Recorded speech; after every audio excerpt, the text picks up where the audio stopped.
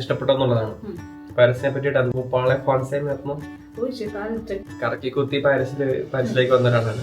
എല്ലാവർക്കും നമസ്കാരം, പുതിയൊരു വീഡിയോയിലേക്ക് സ്വാഗതം. ഞാൻ ഇന്ന് ഈഫൽ ടവറിന്റെ തൊട്ടടുത്ത് വന്നിരിക്കുകയാണ്. എന്തിനാണെന്ന് വെച്ച് കഴിഞ്ഞാൽ നിങ്ങൾ വീഡിയോയുടെ തമ്പനിയിൽ കണ്ടപ്പോൾ തന്നെ കാര്യം മനസ്സിലായി കാണും എന്താണ് ഈ ഒരു വീഡിയോയിൽ പറയാൻ പോകുന്നത്. ശരിയാണ്, പാരീസിലുള്ള ഒരു മലയാളി IFS ഓഫീസറുടെ കൂട്ടത്തിൽ ചെറിയൊരു ഡിസ്കഷൻ കൈൻഡ് ഓഫ് ഇന്റർവ്യൂ പോലെ പാരീസിലുള്ള എക്സ്പീരിയൻസും കാര്യങ്ങളൊക്കെ പറഞ്ഞൊരു വീഡിയോ ആണിത്. കുറേ നാളായിട്ട് ഇത് ചെയ്യണമെന്ന് വിചാരിച്ചിരിക്കുകയായിരുന്നു. പക്ഷേ ഇന്നാണ് അതിലൂടെ സമയം കിട്ടിയത്. ഇപ്പോൾ ഇവിടെ സമയം ഏകദേശം വൈകുന്നേരം 5 മണി ആയിട്ടേ ഉള്ളൂ. പക്ഷേ വിൻ്റർ ആയതുകൊണ്ട് പെട്ടെന്ന് ഇരുട്ട് വരും. സോ അതുകൊണ്ട് നമുക്ക് വീഡിയോ പുറത്ത് നിന്ന് എടുക്കാൻ പറ്റത്തില്ല. ഞാനിപ്പോൾ നിൽക്കുന്നത് ഒരു ബ്രിഡ്ജിൻ്റെ മുകളിലാണ്. ഇതിന് തൊട്ട് താഴെയാണ് റിവർ സെയിൻ ഒഴുകുന്നത്. തൊട്ടപ്പുറത്തായിട്ട് ഈഫൽ ടവറും ഉണ്ട്. നല്ല ഭംഗിയാണ് ഇവിടെ നിന്ന് ഈഫൽ ടവർ കാണാൻ വേണ്ടി. പ്രത്യേകിച്ച് ടവർ ഈഫൽ, അതായത് ഈഫൽ ടവർ ദൂരെ നിന്ന് കാണുമ്പോഴാണ് ഭംഗി കൂടുതൽ.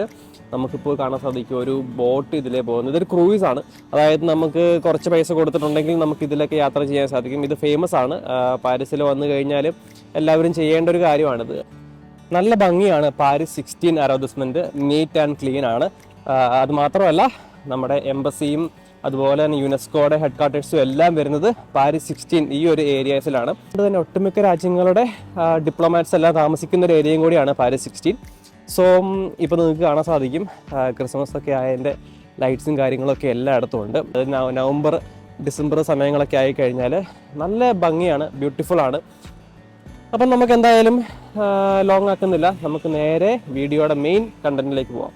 അപ്പം ഞാൻ ഈ ഒരു വീഡിയോയുടെ ആദ്യം പറഞ്ഞതുപോലെ തന്നെ പാരീസിലെ ഒരു മലയാളി IFS ഓഫീസർ ഉണ്ട് നമുക്ക്, Ramya Chandrasekharan IFS. Welcome to the video. ഇവിടെ വന്നിട്ട് ഏകദേശം 13 months ആയി. അപ്പം കുറേ നാളായിട്ട് ഞാൻ ചോദിക്കുന്നുണ്ട് ഒരു അഭിമുഖത്തിന് വേണ്ടി. അപ്പം നമുക്കിപ്പോൾ ഒരു സമയം കിട്ടി. അപ്പം ഇനിയിപ്പം ഉടനെ ഇവിടുത്തെ ഡ്യൂട്ടി കഴിഞ്ഞ് പോവാണ്. ഒരു 2 weeks 2 ആഴ്ച കൂടി ഉണ്ട്. സോ അതുകൊണ്ട് നമ്മൾ എന്തായാലും പാരീസിലെ ഒരു മലയാളി IFS ഓഫീസറുടെ ലൈഫും അതുപോലെ തന്നെ ഇവിടം വരെ ഈ പാരീസിലേക്ക് എത്തിയ കുറച്ച് കാര്യങ്ങളൊക്കെയാണ് ഈ ഒരു വീഡിയോയിൽ പറയാൻ പോകുന്നത്. ഇതുവരെ ഞാൻ ഈ വീഡിയോസിൽ ചെയ്തിട്ടുള്ളതെല്ലാം സ്റ്റുഡൻസിന്റെ കാര്യങ്ങളും അതുപോലെ തന്നെ അങ്ങനത്തെ ഇൻഫോർമേറ്റീവ് ആയിട്ടുള്ള കാര്യങ്ങളാണ്. ഫസ്റ്റ് ടൈമാണ് ഒരു IFS ഓഫീസറെ കാണുന്നത്. ഫസ്റ്റ് ടൈമാണ് പാരീസിൽ പഠിക്കാൻ പോകുന്ന സ്ഥലത്ത് ഒരു മലയാളി IFS ഓഫീസറൊക്കെ ഉണ്ടെന്ന് പറയുമ്പോൾ അത് വലിയൊരു പ്രൗഡ് മൂമെന്റ് ആണ്. നമ്മുടെ ഒരാളുണ്ടെന്ന് പറയുമ്പോൾ എംബസിയിലുണ്ടെന്ന് പറയുന്നത് വലിയൊരു ഇതാണ്.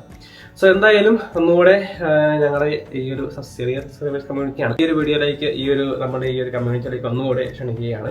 നമ്മൾ പുറത്തൊക്കെ വന്നു കഴിഞ്ഞാൽ മലയാളീസൊക്കെ ആദ്യം ചോദിക്കുന്ന ചോദ്യം നാട്ടിലെവിടെയാണെന്നുള്ളതാണ്. സോ ഇവിടത്തെ പാരീസിലെ അനുഭവങ്ങൾ പറയുന്നതിന് മുമ്പ് നാട്ടിലത്തെ കാര്യങ്ങൾ, നാട്ടിലെവിടെയാണ്? born and brought up in Coimbatore. അപ്പോൾ എൻ്റെ മലയാളത്തിൽ ഈ തമിഴിൻ്റെ സ്ലാങ് ഉണ്ടാവും. സോ അത് കുറച്ച് എക്സ്ക്യൂസ് പറയണം. സോ എൻ്റെ അച്ഛൻ നിന്ന് നെമ്മാറ അല്ലെങ്കിൽ എൻ്റെ അമ്മ കടമ്പിപ്പുറം പാലക്കാടിൻ്റെ അടുത്താണ്. അപ്പോൾ ഞാൻ അവിടെ പോയത് ഇതെല്ലാം വെക്കേഷൻ അങ്ങനത്തെ ഒരു സമയത്തിന് മാത്രമേ പോയിട്ടുള്ളൂ. എൻ്റെ സ്കൂളിങ്ങും പിന്നെ പഠിത്തം കോളേജ് എല്ലാം കോയമ്പത്തൂരിലായിരുന്നു. ഓക്കെ, പക്ഷെ ഞങ്ങൾ മലയാളി എന്ന് പറയും. അതങ്ങനെയാണല്ലോ മലയാളി. ഇപ്പം റീസെന്റ് നമ്മുടെ ഒരു ബിഗ് ഡോഗ് എന്നൊരു സോങ് വന്നപ്പോഴും നോട്ട് ഫ്രം ഇന്ത്യ കേരള എന്ന് പറയുന്ന ആ ഒരു ഇത് നമുക്കുണ്ട്. കേരളത്തിലുള്ള ലൈഫും സ്റ്റോറീസും എങ്ങനെയൊക്കെയായിരുന്നു? കേരളം എൻ്റെ ഒരു ചൈൽഡ്ഹുഡിന്റെ വെക്കേഷൻ സ്പോട്ട് ആയിരുന്നു. അപ്പൊ എന്റെ കസിൻസും ബിഗ് ഫാമിലിയും തറവാടും എല്ലാം അവിടെയായിരുന്നു. അവിടെ പോകുമ്പോൾ ശരിക്കും ഒരു നല്ല ഒരു എക്സ്പീരിയൻസ്. ബിക്കോസ് കോയമ്പത്തൂരിൽ നിന്ന് ഞാൻ ഒരു തമിഴ്നാടിന്റെയും ഒരു ഇംഗ്ലീഷ് മീഡിയത്തില് പഠിച്ചിട്ട് അവിടെ പോകുമ്പോൾ എന്റെ കസിൻസ് ഇപ്പോൾ അവരുടെ സ്കൂളിലേക്ക് പോകുമ്പോൾ അവര് എന്നെ ഇംഗ്ലീഷിൽ സംസാരിക്കാൻ പറയും. അങ്ങനെയൊക്കെ അവർക്കൊക്കെ കുറച്ച് പ്രൗഡ് മൊമെന്റ്സ് ആയിരുന്നു. എനിക്കും അതൊക്കെ നല്ല ഓർമ്മയുണ്ട്. പിന്നെ കേരളത്തിൽ പോയത് ഗുരുവായൂർ, പിന്നെ ശബരിമല, ഇങ്ങനത്തെ ഒരു സ്ഥലത്തൊക്കെ ഓൾമോസ്റ്റ് ഓൾ ദി ടൂറിസ്റ്റ് പ്ലേസസിന് ഞാൻ പോയിട്ടുണ്ട്. അങ്ങനെയാണ് എന്റെ കേരളത്തിന്റെ റൂട്ട്സും. പിന്നെ ആസ് യൂഷ്വൽ കേരള ഓണസദ്യ, പിന്നെ സെറ്റുമുണ്ട്, ഇതൊക്കെ ഓൾമോസ്റ്റ്. ഇത്തവണത്തെ നമ്മുടെ പാരീസിലെ 2024 ഓണാഘോഷ പരിപാടിയുടെ ചീഫ് ഗസ്റ്റ് ആയിരുന്നു. ഞാൻ ചീഫ് ഗസ്റ്റ് ആയിരുന്നില്ല, ഞാൻ ഒരു സപ്പോർട്ടിംഗ് ആയിട്ട് വന്നതാണ്.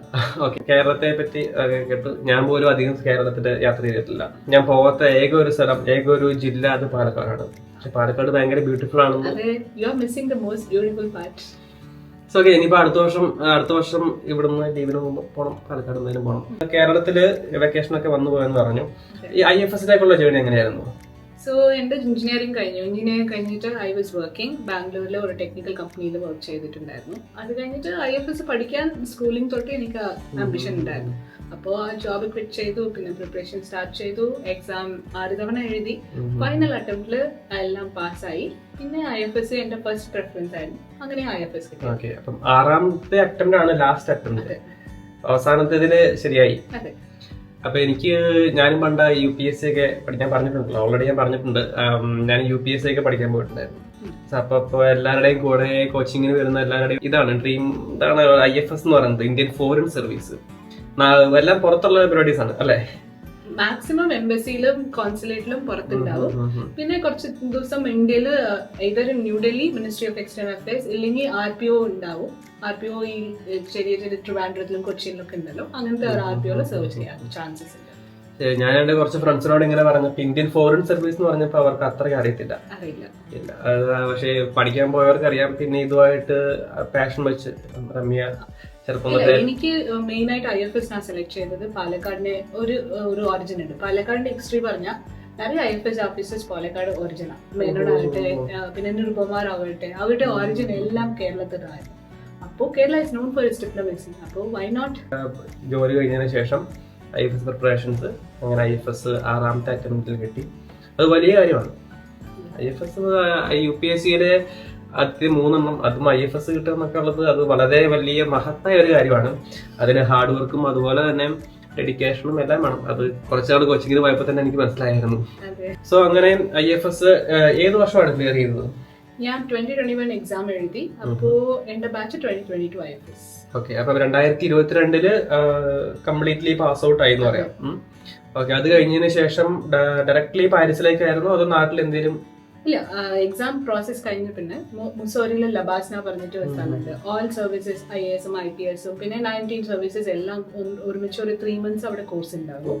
അതിന്റെ ശേഷം സെപ്പറേറ്റ് ആയിട്ട് IFS-ന്റെ കോച്ചിങ് ഡൽഹിയിലുണ്ട്. അതുപോലെ അവിടെ പോയിട്ട് ഒരു 6 months 7 months ട്രെയിനിങ്, പിന്നെ മിനിസ്ട്രിയിലെ ഒരു 3 months on the desk job preparation, പിന്നെ അതിന്റെ ശേഷം ഫസ്റ്റ് പോസ്റ്റിംഗ്.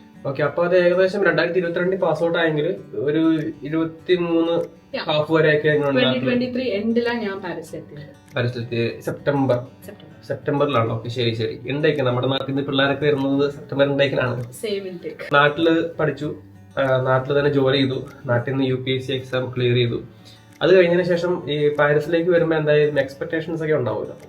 അല്ല, ഞാൻ അതിനു മുമ്പ് ചോദിക്കട്ടെ, പാരീസ് ചൂസ് ചെയ്യാനുള്ള പാരീസ് കിട്ടിയതാണോ അതോ അത് ചൂസ് ചെയ്തതായിരുന്നു?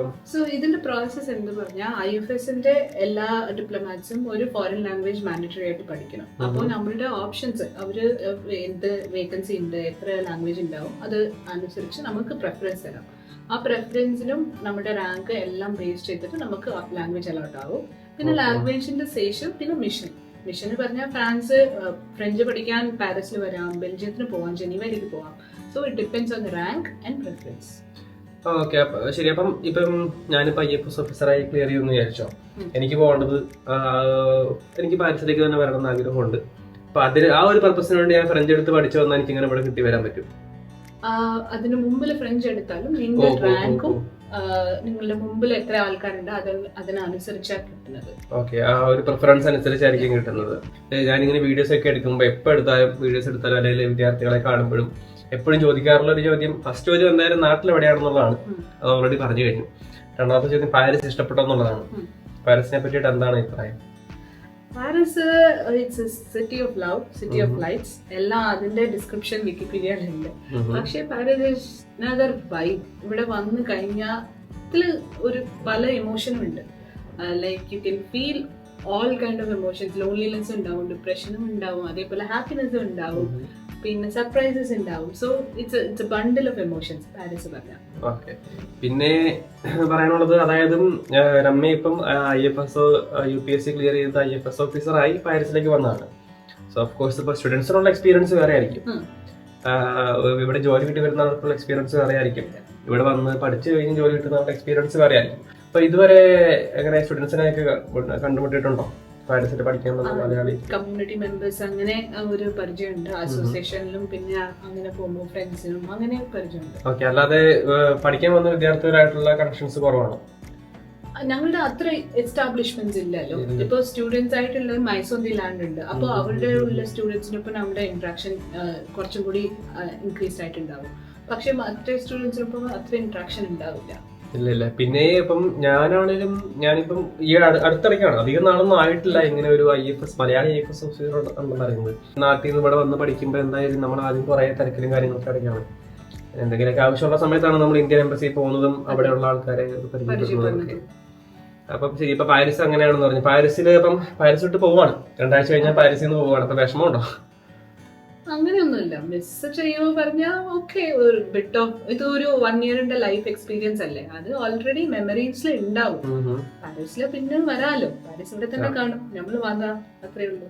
ഓക്കെ, പിന്നെ വരാം. അപ്പം ഇതിന്റെ സർവീസിന്റെ കാര്യങ്ങൾ എങ്ങനെയാണ്? അതായത് IPS ഒരു എക്സാമ്പിൾ, IPS ക്ലിയർ ചെയ്ത് IPS കയറിയെങ്കിലും SP തുടങ്ങും അല്ലെ? SP ആയിരിക്കും സ്റ്റാർട്ട് ചെയ്യുക. SP സ്റ്റാർട്ട് ചെയ്ത് പിന്നെ ASP അങ്ങനെ പോകും. സോ അതുപോലെ നോക്കുമ്പം IFSന്റെ കാര്യങ്ങൾ എങ്ങനെയാണ്? IFSൽ അത് ഡിപ്പെൻസ്. ഇപ്പൊ മിഷൻ ഇങ്ങനെ പാരീസിന്റെ എംബസിയോ അല്ലെ കോൺസുലേറ്റിൽ പറഞ്ഞാൽ അതിൽ ലെവൽസ് ഉണ്ടാവും. 3rd സെക്രട്ടറി, പിന്നെ 2nd സെക്രട്ടറി, 1st സെക്രട്ടറി, അങ്ങനത്തെ ലെവൽസ് അംബാസിഡർ വരെയ്ക്ക് ഉണ്ടാവും. പിന്നെ മിനിസ്ട്രിയിൽ എടുത്താൽ അവിടെ അണ്ടർ സെക്രട്ടറി, ഡെപ്യൂട്ടി സെക്രട്ടറി, അതും ലെവൽസ് ഉണ്ടാവും. പിന്നെ സെക്രട്ടറി ഹെഡ് വരെ. സോ ഡിഫറെന്റ് ഹൈറാക്കീസ്, എക്സ്പീരിയൻസും പിന്നെ എത്ര നിങ്ങളുടെ സ്പെഷ്യലൈസേഷൻ അതിനനുസരിച്ച് ഇങ്ങനത്തെ പോസ്റ്റ് കിട്ടും. ഓക്കെ, അപ്പം ഇനിയിപ്പോ ഇവിടുത്തെ ഈ ഫസ്റ്റ് ഇയർ ട്രെയിനിങ് ആയിരുന്നു അതോ? ഞാൻ ഇവിടെ വന്നത് 3rd സെക്രട്ടറി ലാംഗ്വേജ് ട്രെയിനിങ്. ഞാൻ വന്നത് മെയിനായിട്ട് ഫ്രഞ്ച് പഠിക്കാനാണ്. ഞാൻ ഇവിടെ university institute Catholic of Paris 6th ഉണ്ടായിരുന്നു. അവിടെ പോയിട്ട് ഫ്രഞ്ച് പഠിച്ചു. അതിന്റെ എക്സാം ഉണ്ടായിരുന്നു. ഇതൊക്കെ മാൻഡേറ്ററി ഒരു ഫോർമാലിറ്റി. ഞാനിപ്പോ ഇവിടെ വന്ന് പഠിക്കാതെ പറഞ്ഞ എക്സ്പീരിയൻസ് ആണ്. B2 ലെവൽ ഇപ്പൊ കംപ്ലീറ്റ് ആയി. അപ്പം ഇപ്പൊ ഈ വീഡിയോ കാണുന്നവര് നിങ്ങൾ നാട്ടിൽ നിന്ന് പാരീസിലേക്ക്, ഫ്രാൻസിലേക്ക് പഠിക്കാൻ വരുവാണെങ്കിൽ എന്താണ് പറയാനുള്ളത്? ഐ മീൻ ഒരു സജഷൻ പോലെ നമ്മുടെ അനിയത്തിമാരും ആയിരിക്കുമല്ലോ വരുന്നത്, അവരോട് എന്താണ് പറയാനുള്ളത്? സോ ഞാൻ കുറച്ച് സ്റ്റുഡൻസിനൊപ്പം ഇന്ററാക്ഷൻ ചെയ്തിട്ടുണ്ട്. അവരുടെ ഇന്ററാക്ഷനിൽ എനിക്ക് കുറച്ച് ഇൻസൈറ്റ്സ് കിട്ടി. ഫസ്റ്റ് ഫ്രാൻസിലേക്ക് വരുന്ന മുമ്പ് ഫ്രാൻസിലെ എന്തൊക്കെ കോളേജ് ഉണ്ട് ഫുള്ളും അതിന്റെ ഒരു അനാലിസിസും അതിന്റെ മെറിറ്റ്സും ഡിമെറിറ്റ്സും കാണണം. പല ആൾക്കാർ ലോൺ എടുത്തിട്ടാ വരുന്നത്. അപ്പൊ ലോൺ അതെ, ലോൺ എടുത്തിട്ട് വരുമ്പോൾ അതിനെ മാനേജ് ചെയ്യാൻ എന്തെങ്കിലും ഓപ്ഷൻ കണ്ടെത്തണം. ലൈക്ക് ഓക്കെ, പാർട്ട് ടൈം ജോലി ഉണ്ടായിരുന്നു നാട്ടിലുള്ള സമയത്ത് ഒരു 3 months 6 months അലയൻസ് ഫ്രാൻസൈസ് അങ്ങനത്തെ ഒരു കോഴ്സിൽ പോയിട്ട് ഒരു ഫ്രഞ്ചിന്റെ ഒരു ബേസിക് ഒരു A1 A2 അങ്ങനെയൊക്കെ പഠിച്ചിട്ട് വന്നാൽ ഇവിടെ ജോലി കിട്ടാൻ കുറച്ച് എളുപ്പമാകും. പിന്നെ നല്ല സാലറിയും കിട്ടും. ഇവിടെ എന്ത് പഠിച്ചാലും ലൈക്ക് മാസ്റ്റേഴ്സോ അല്ലെങ്കിൽ എന്ത് ബാച്ചിലേഴ്സ് പഠിച്ചാലും അതിനനുസരിച്ച് നല്ല ജോലി കിട്ടിയാലും അതിന്റെ ഒരു പ്രോഫിറ്റ്. നമ്മൾക്ക് ഇവിടെ എന്ത് ജോലി വേണമെങ്കിലും ചെയ്യാം, അത് ഓക്കെ. പക്ഷേ നമ്മൾ പഠിച്ച ആ മാസ്റ്റേഴ്സിന്റെ ഡിഗ്രിയുടെ അനുസരിച്ചുള്ള കോഴ്സ് ചെയ്താൽ അതിനെക്കാട്ടിലും ബെനിഫിറ്റ് ഉണ്ടാവും. അപ്പോൾ ഫ്രഞ്ച് മാൻഡേറ്ററി. അപ്പോൾ ഫ്രഞ്ചിന്റെ കുറച്ച് ബേസിക് ഒക്കെ അലയൻസ് ഫ്രാൻസൈസിൽ പഠിച്ചാൽ അവിടെ നാട്ടിലാവുമ്പോൾ മേ ബി ഒരു 4,000 5,000 കോഴ്സും കഴിയും. ഇവിടെ വന്ന് ഫ്രഞ്ച് പഠിക്കണമെങ്കിൽ പരവ ബേസിസ് എങ്ങനെ യൂറോസിൽ കട്ടണം. അപ്പം പ്രൈമറി ബേസിക് ആയിട്ട് ഫ്രഞ്ച് ലാംഗ്വേജ് പഠിക്കുക എന്നുള്ളതാണ് വളരെ ഇമ്പോർട്ടന്റ് ആയിട്ടുള്ള കാര്യം. സോ അത് എല്ലാ വീഡിയോസിലും പറയുന്നത്. ഇപ്പം ഞാൻ വന്ന സമയത്ത് ഞാൻ ഫ്രഞ്ച് പഠിക്കാതെ വന്നത്. പക്ഷെ ഇവിടെ വന്നു കഴിഞ്ഞതിന് ശേഷം ഫ്രഞ്ചിന്റെ ഇമ്പോർട്ടൻറ്റ് ശരിക്കും മനസ്സിലായി. ഇവിടെ വന്നിട്ട് ഇപ്പോൾ 2 വർഷമായി ഞാൻ. സോ 2 വർഷമായിട്ട് ഞാനിങ്ങനെ ഒഫീഷ്യലി ഫ്രഞ്ച് പഠിക്കാൻ പോയിട്ടില്ല. പക്ഷേ പോഡ്കാസ്റ്റിലൂടെയും അതുപോലെ തന്നെ സംസാരിച്ചുള്ള ഇത് വെച്ചാണ് ഞാൻ നേരത്തെ സംസാരിച്ചത്. ഫ്രഞ്ച് ഇപ്പം മനസ്സിലാവും, കുറച്ച് മനസ്സിലാവും. പക്ഷേ IFS റമ്യ പറഞ്ഞതുപോലെ തന്നെ നാട്ടിൽ നിന്ന് ഫ്രഞ്ച് പഠിച്ചിട്ട് വരുന്നത് വളരെ ഉപകാരപ്രദമായിരിക്കും. ഞാൻ ഈ ഒരു വീഡിയോയുടെ സ്റ്റാർട്ടിങ്ങിൽ വീഡിയോ എടുക്കുമ്പം ആ ബ്രിഡ്ജിനുണ്ടല്ലോ അവിടെ തൊട്ടടുത്ത്, ആ ബ്രിഡ്ജിൽ നിന്നാണ് ഞാൻ ഈ ഒരു വീഡിയോ സ്റ്റാർട്ട് ചെയ്തത്. അപ്പം നിങ്ങൾക്ക് മനസ്സിലാവും. സോ അവിടെ നിന്ന് ഡയറക്റ്റ്ലി നമുക്ക് ഈഫിൽ ടവർ കാണാം, സ്റ്റാച്യു ഓഫ് ലിബർട്ടി കാണാം. അപ്പം ഇത്രയും എനിക്ക് തോന്നുന്നു വളരെ നല്ലൊരു സ്ഥലമാണിത്. പാരീസ് 16 ആണിത്. സോ ഭയങ്കര റിച്ച് ആൾക്കാർ താമസിക്കുന്ന ഏരിയ ആണെന്ന് തോന്നുന്നു. പാരീസ് 16 പറഞ്ഞാൽ ഇവിടെ എംബസിയും ഡിപ്ലോമാറ്റിക് മിഷൻസും അടുത്തടുത്തായിട്ടുണ്ട്. അപ്പോ എംപ്ലോയീസിന്റെ അങ്ങനെയല്ലേ, അടുത്തുണ്ടെങ്കിൽ നമുക്ക് എംബസിയിൽ വേഗം എത്താം. അതുകൊണ്ട് ഒരു കംഫർട്ടബിൾ ഒരു കൺവീനിയന്റ് ലൊക്കേഷൻ. ഓക്കെ, ശരി. അതുമല്ല എനിക്ക് തോന്നുന്നു വേറെയും IFS ഓഫീസേഴ്സ് താമസിക്കുന്ന ഒരു സ്ഥലമാണിത്. കാരണം ഞാൻ ഈ താഴെ വരുന്ന സമയത്ത് കുറെ ഒരു പച്ച ബോർഡുള്ള നമ്പർ പ്ലേറ്റ്സ് കണ്ടു. പണ്ട് പഠിച്ചതൊക്കെ ശരിയാണെങ്കിൽ പച്ച ബോർഡുള്ള നമ്പർ പ്ലേറ്റ്സ് വരുന്നത് ഡിപ്ലോമാറ്റ്സിനാണ്. നമ്മൾ IFS ഓഫീസറായി ഇങ്ങോട്ട് എവിടെയെങ്കിലും പുറത്തൊരു സ്ഥലത്തേക്ക് പോകുമ്പോൾ നമ്മുടെ അക്കോമഡേഷൻ, നമ്മുടെ ട്രാൻസ്പോർട്ടേഷൻ കാര്യങ്ങളൊക്കെ എങ്ങനെയാണ്? ഇത് നമ്മുടെ ഒരു പങ്കുണ്ട്, like to pack and what to pack. പിന്നെ അവിടെ എന്തൊക്കെ ആവശ്യമുണ്ട് അത് ഫാമിലിനനുസരിച്ച് നമുക്ക് പാക്ക് ചെയ്യും. ഞാൻ ഇപ്പോൾ ഐ എം ഓൾ അലോൺ, അപ്പോൾ എൻ്റെ പാക്കിംഗ് ഒക്കെ കുറവായിരുന്നു.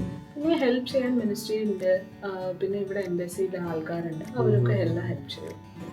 കുറച്ച് കിറ്റായി, പക്ഷെ അതിനെങ്ങനെ റിയാക്ട് ചെയ്യണമെന്ന് എനിക്ക് നല്ല ഒരു പ്ലേസ് അല്ലേ. ഫ്രാൻസിലെ ഒരു ഡിപ്ലോമാറ്റ്, ഫ്രാൻസ് ഫസ്റ്റ് P5 കൺട്രിയാണ്. പിന്നെ നല്ല റിലേഷൻഷിപ്പ് കഴിഞ്ഞ് ഇനി പോകാൻ പോകുന്നത് എങ്ങോട്ടാണ്?